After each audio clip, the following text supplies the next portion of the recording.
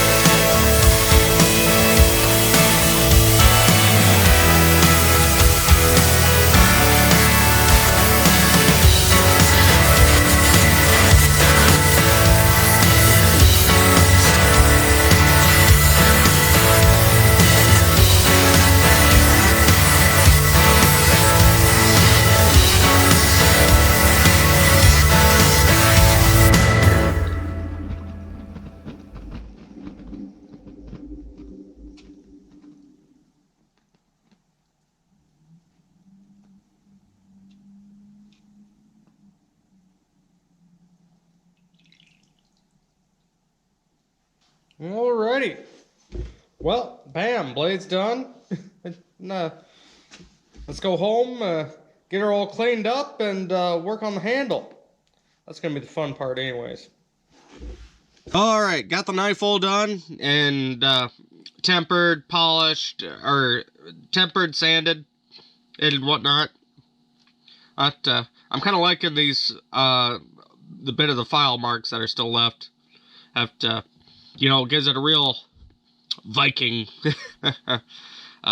appeal to it. I'm not so happy with this side, and I'm gonna have to take do some hand sanding. And this gouge here is pretty deep, and I didn't want to make the blade too thin, and so I left that in there. A little bit of hand sanding will get rid of that, though, so I'm not too worried about it. At least it won't be just some black ugly spot once I get it hand sanded a little bit. So, but yeah, so now we're ready to get the handle all shaped up. Here I have, this is a piece of oak. I took it out of my smoker pile. I got an offset smoker, so I got plenty of nice oak and hickory laying around. But yeah, we're gonna get this all shaped up. I gotta put my I gotta do a little bit of an outline here for when I go back over to the grinder, because I'll set this up flat on the flat surface and kind of work it around this way. It'll be one symmetrical handle. Also, that's kind of what those Viking handles are, anyways. So, but yeah, I'll have to find a nice shape I like, and we'll go from there. Alrighty, just kind of got an oval shape going. It's pretty rough, but it'll. Just gotta trust the process, we'll say. Hey, but yep, we'll just set this up upright on the sander like that, and we'll just kind of work her around until we get down to the line. So let's head over to the sander.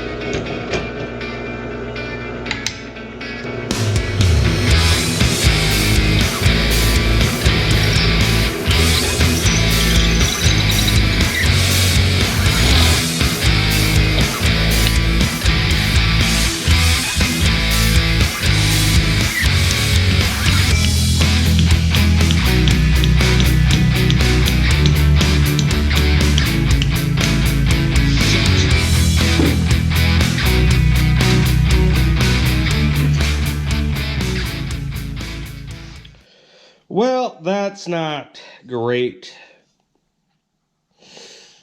I don't know if I'm going to be able to fix that.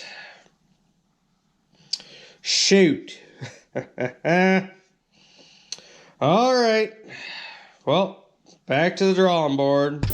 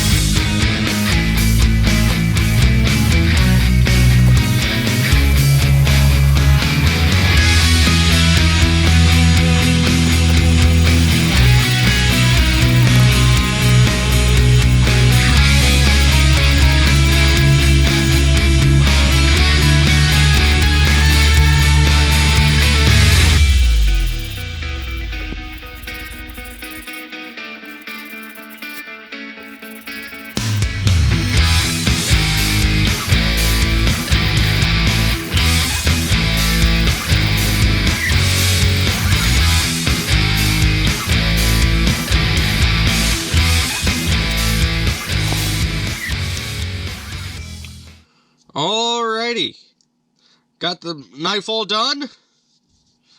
I'm really happy with how this handle turned out. Other than, I'm sure you can see this dark line here. When I went to glue this together, I gave it a little love tap on the end, and it snapped. Or put a good crack in it. And naturally, this video's got to come out tomorrow. So, and it's already getting late. 8, and I got to finish editing this video. So, I just finished it off to get this video done, and we'll see. I got some glue squeezed in it, so maybe it'll stay, but I'll probably end up making having to remake this handle.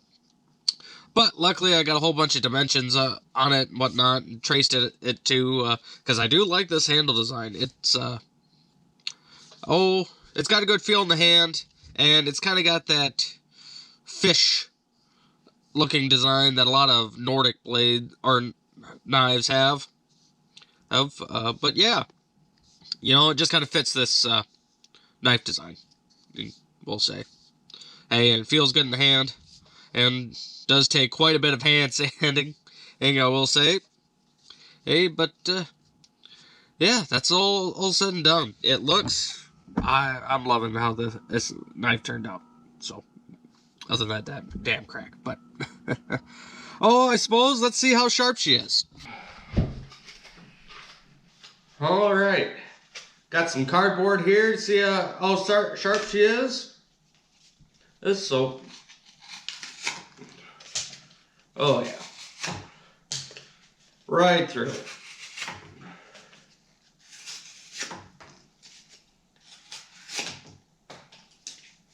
Hard to beat that.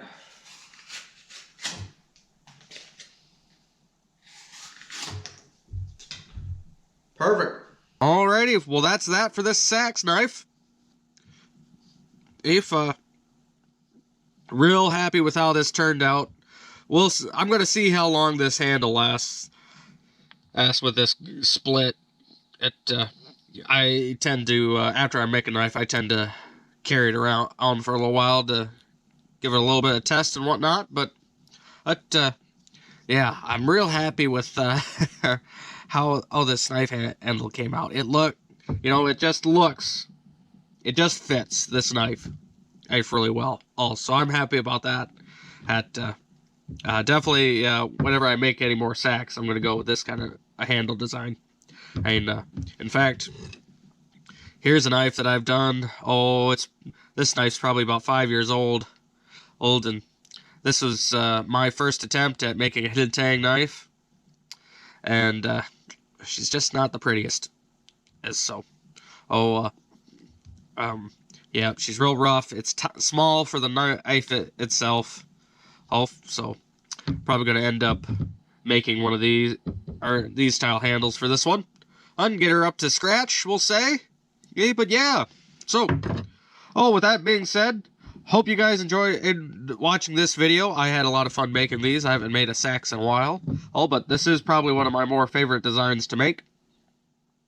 For the little bit of knives that I do. Yeah, I suppose we will see you all next time.